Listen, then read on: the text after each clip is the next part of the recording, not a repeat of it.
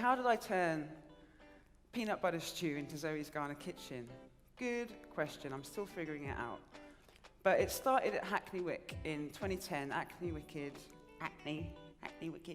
Arts Festival. I don't know if any of you know East London very well or at all, but Hackney Wick has become quite a trendy enclave of hipsters and the like. I still live there, sorry. 10 years later, and I still cook in the same house, actually. But at this time, it was an industrial wasteland, kind of. There wasn't any bars, restaurants, or cafes. And all these people were flooding in for these art studios, which is part of the festival.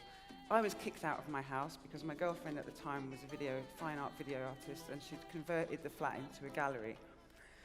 So I had to fill my time with something, and I saw an opportunity to make money. So I made a sign and some flyers saying Zoe's famous peanut butter stew, obviously only famous to me and my friends, but they didn't know that. So the marketing trick kind of worked.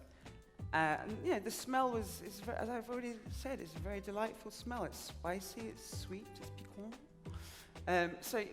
Before I knew it, I had a crowd outside my front door, and I was selling out of this stew.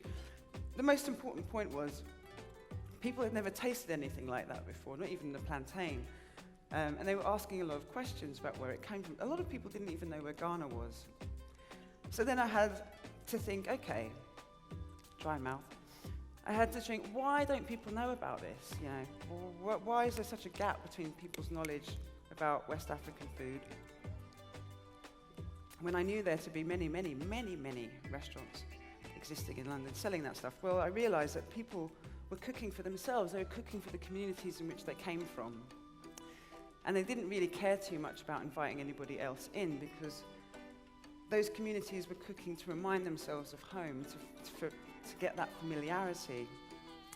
So I had to think, okay, how do I bridge this gap? How do I get people to go home via the plate, but also invite other people in so that they can experience this and bridge the gap in their understanding of what West African food is?